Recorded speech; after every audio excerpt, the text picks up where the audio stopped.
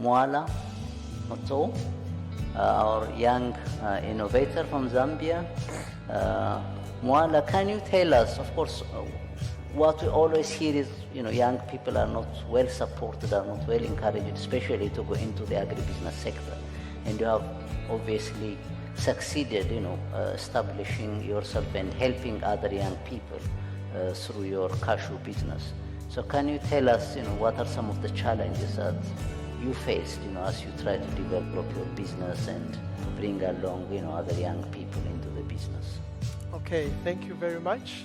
It's very interesting as an African youth who's actively involved in agriculture to listen to all of you giving us all these figures and statistics about the development that has to be done in the agricultural sector.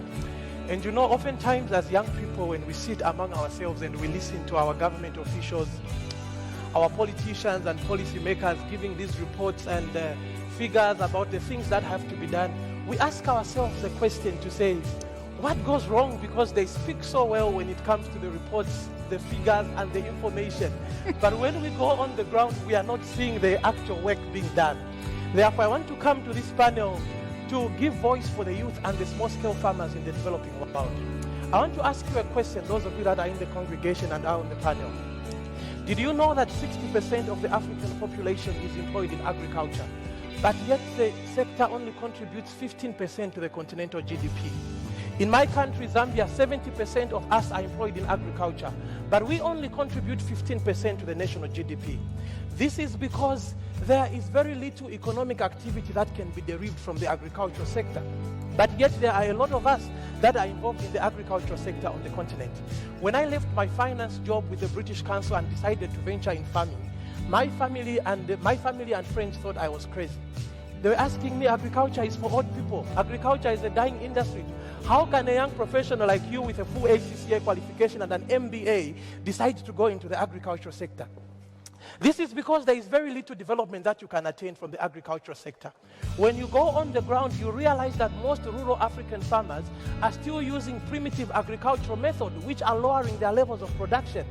When you go on the ground, you realize that farmers don't have access to proper established market that can give them a profit for their products. This is not just international market, but even local markets. Some farmers are not connected. They don't have a road network to take their product to the urban areas. Therefore, we have got a lot of food wastage that takes place in the rural areas. When you go on the ground, ladies and gentlemen, you realize that the contribution to the agricultural sector is limited due to the poor value addition that is undertaken on the continent. 75% of the cashew that is produced in Africa is exported to Vietnam and in Asia. This is a processing facility that could employ a number of young people that are languishing on the streets.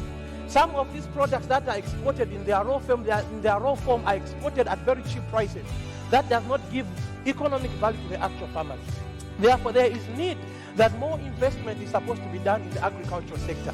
We cannot speak about sustainable development or equality if we don't address the agricultural sector, especially in Africa. Why? It's because the key players in the agricultural sector in Africa are women. These are the ones who go and water the vegetables in the fields. These are the ones who go and pick up the cashew nuts. These are the ones who are tilling the land for the maize. The key players are the young people. These are the ones who are employed in these farms. Therefore, if the agricultural sector remains in its stagnant form, we cannot address gender equality, even youth empowerment in our communities. Now, the question is, what is it that we can do to improve the agricultural sector on the African continent? The first thing that I want to speak about is the creation of industrial clusters. I think all the other speakers here have mentioned to say that most of the key players in the agricultural sector in Africa are small-scale farmers. And you realize that because these people are producing very little, and they don't have enough resources to access better markets, most of the production is just limited within their farms and within the nearby areas. But if industrial clusters are formed, for example, those who are producing maize in this particular area, those who are producing millet in this particular area, those who are producing cashew in this particular area, they form an industrial cluster which can be linked with other developed markets or can be supported in terms of investment and capacity building. We are going to grow the agricultural sector on the continent. The second thing is value addition, brothers and sisters. We have to make sure that we should add more value. to the things that are produced on the agricultural continent. I've already mentioned about the cashew industry. This is a lucrative industry that can employ a number of people on the continent. But because the cashew is exported in its raw form, there is very little economic activity that is generated from this particular industry. If there were processing plants in Ghana, if there were big processing plants in Ivory Coast, big processing plants in Tanzania, big processing plants in Mozambique, a number of young people would be employed in this sector, and you would realize that even when we are exporting the cashew as finished products, more economic value is going to be attained from the industry. Another thing that we need to consider is the effects of climate change and its impact on agriculture.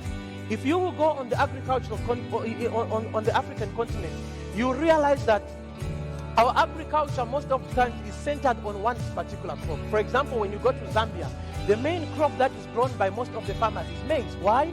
It's because our staple food is shima or ugali, as the way they call it in other countries. So this is the only thing that they are producing. But the effect of climate change is reducing maize production. Why? Because maize needs a lot of water. There's a specific temperature that is required for maize. Therefore, due to the effects of climate change, production levels in the maize industry in Zambia is going down, and currently there is a food crisis. Why? Because we were focusing very much on maize. Therefore, there is need of diversification of products, taking into consideration climate change. The introduction of drought-resistant crops like millets, like sorghum, like cashew nuts, like cassava. All these are industries that require to be developed. We can also consider investing in agricultural technology and scientific research.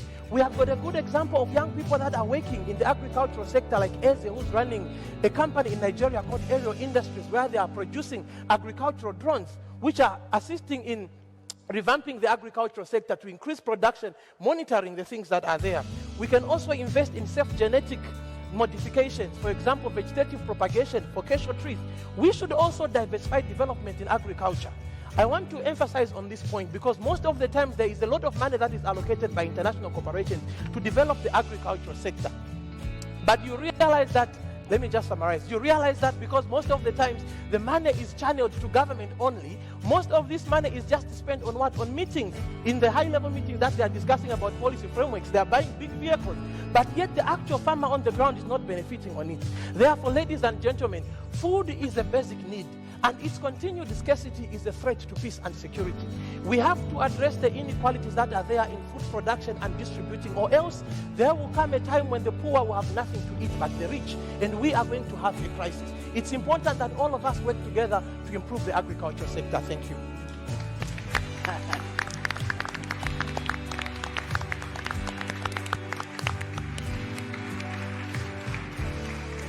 Thank you so much, Moala, for your passionate argument in favor of agriculture. No wonder you are the EDD young leader, so I can see why you have been selected as a leader. So well done. I think the points you have raised are all pertinent, really, in terms of the value addition. We have talked about that, especially you bring the issue of climate change and more challenges and more inequality being created by climate change. So I think and the need for research and innovation. I think that's something we haven't really brought up, but absolutely critical, if we are going to make any headway in the agri-food system in Africa.